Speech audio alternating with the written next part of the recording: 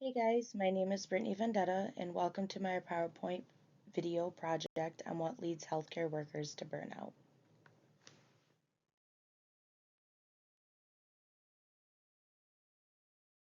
I chose this topic because I currently work in the healthcare field as a CNA, both privately and in a nursing home. I am also continuing my career into nursing.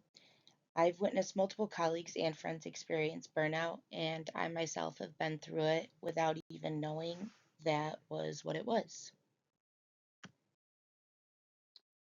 What is healthcare worker burnout?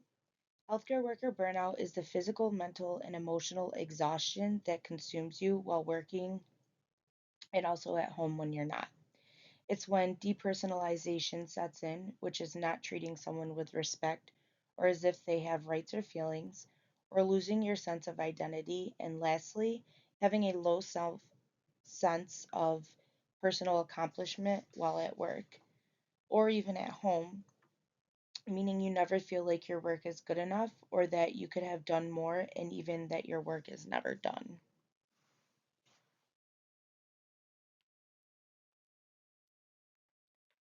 Healthcare has always been a tough field to work in where burnout in workers seems to happen quite often.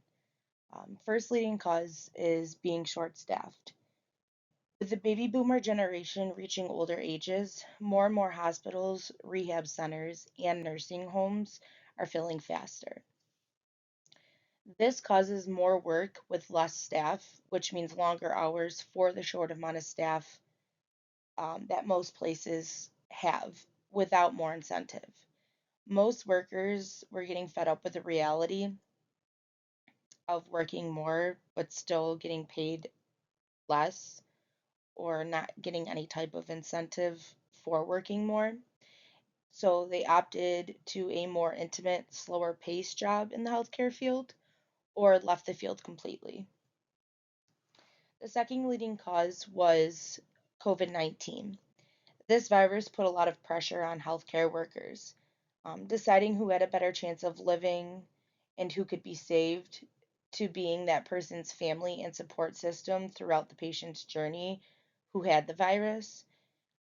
This was because family and friends were not allowed around, and this took a toll on employees with COVID because the CDC and the state's government had constant policy changes that all workers had to follow through with and keep up with on a daily basis, and still to this day do, because things are still always changing.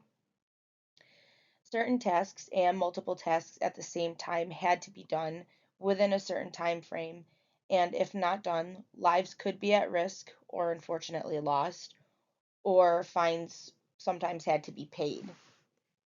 And that also is still to this day something that has to be followed. Lastly, the third leading cause is that it is a very emotionally intense, demanding job. This took a huge toll on many healthcare workers' mental health. When your mental health is at an all time low or at a place that it shouldn't be, it's not good for your work, it's not good for your residents or your patients, your family or your friends, and most importantly, yourself. Most of my information on the leading causes I read in the Most Valuable article written by Carolina Abar. The article also included how they did a study on healthcare workers who described their burnout symptoms and why they felt this way. And they did this by taking multiple different surveys. So they did a study on these workers, which tested the cortisol levels in a hair follicle in each person, which was taken um, closest to as close to the scalp as they could get. And most of the hair follicles from each person that they took tested higher than average cortisol levels in the hair strand. And cortisol is what regulates your body's stress response.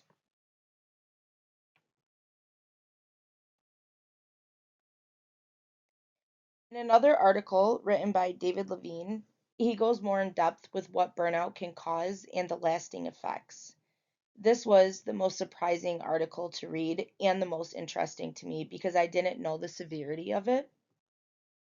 In the article, David explains how the long term effects can cause depression and anxiety. Not being able to keep a healthy work life balance can make you feel a loss of self control or control in general and cause you to spiral downward. That in turn can cause suicidal thoughts, attempts, and unfortunately, the loss of life due to suicide from the guilt that burnout can make you feel.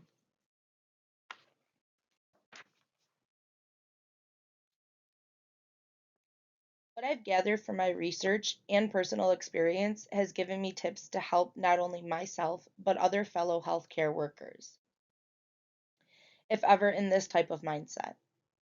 Learning to prioritize what is most important in your life and what brings you joy to keep your mental health on the up. Self reflect and always make time for self care.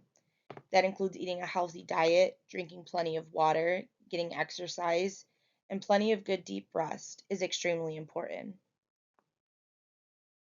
Reach out for help if not feeling yourself or feeling overwhelmed. This could be seeking out a therapist for therapy or a support group of people who are going through the same things that you are. Finding a healthy hobby and stress reliever when feeling overwhelmed, such as journaling, reading, doing crafts, spending time with family and friends, meditation, or yoga. Learning to set boundaries. When asked to work more, learn to say no. Listen to your body and what it's telling you. And speak up. Go to your higher ups, or if you have a union, go to your union rep with a group of colleagues who are feeling the same way and explain the situation. Most of the time, the higher ups are on the floor with you working and don't know the severity of things, unfortunately. Talking to them may give insight and they can push or work on ways to make your daily tasks better until a more permanent solution can be resolved. Another one of my sources was a book titled Burnout in Healthcare, which was written by Rajiv Kurapati. The book explains burnout, the symptoms of it, and different ways of coping. Now, knowing all of these new facts, this will affect my life tremendously. I now know different signs to look for within myself and others when feeling burnt out. Knowing new different coping mechanisms will help as well, giving me new ideas to try when I'm feeling overwhelmed or give advice to others. I I also want to say that burnout is not only in the healthcare field, but in other jobs or daily life. Some of the coping mechanisms that were provided can be used for all different topics of burnout throughout life, and I hope it helps you guys as well if ever feeling this way.